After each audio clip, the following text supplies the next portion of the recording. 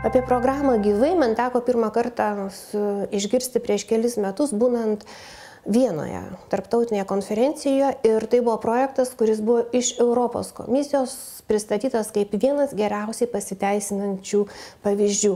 Ir buvo labai smagu išgirsti grįžus, kad iš tikrųjų mes turim partnerį Lietuvoje, tai yra Mentor Lietuva, kuri pradėjo tą projektą įgyvendinti. Priklausomybė. Kūno žalojimai. Vėžys. Prarandi draugas. Netenki darbo. Prarandi ateitį. Tai 13-mečių mintis apie tai, kas nutinka, jei vartoja alkoholį, tabaką ir narkotikus. Programa Gyvai nebeakcentuoja to, ką vaikai jau žino. Pamokose mokomasi bendrauti, apginti savo nuomonę, būti kitokiais ir tuo didžiuotis. Ir šitoj programoj visi pratimai, visa informacija, kuri įdėta, jinai yra patikrinta, kad jinai tikrai vaikams nedarys jokios žalos, kad tikrai nepadidins jų smalsumo. Todėl, pavyzdžiui, mes kalbam tik apie tuos narkotikus, kurie yra paplitę Lietuvoje, o ne kažkur užsienį.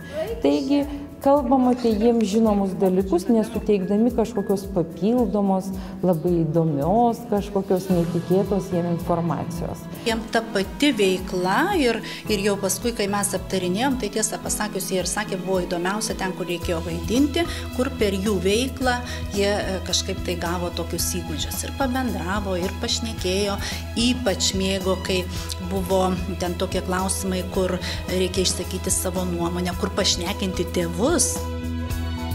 Ko gero, tai yra tas bendrumo ieškojimas grupės, kurioje gali pritapti, su kuriais gali bendrauti, tai jiems tai yra aktualiausia. Šitas projektas skiriasi nuo dažnai mokyklose taikomų prevencinių priemonių. Pirma, tai kad jis yra tęstinis. Tai būtent šitas projektas Gyvai, jis tai naujoviškai, priimtinai tiek vaikui, tiek mokytojui, tiek tėvams įgyvendina tą prevenciją. Tai yra darbas ir su tėvais, ir su mokytojais, ir su vaiku.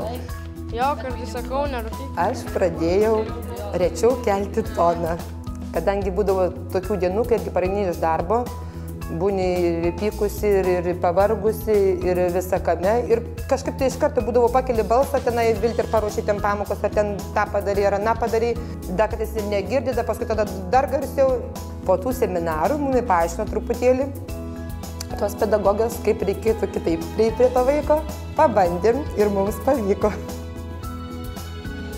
Tai būtent tokiose prevencinėse programuose ir bandoma formuoti įgūdžius, gyvenimo įgūdžius, kurie jiem padės spręsti įvairius gyvenimiškus klausimus. Taigi mes užkirsim kelią tokiais būdais ne tik narkotikų vartojimo, alkoholio vartojimo, gal net savižudybei, nes jis pats mokės spręsti savo problemas.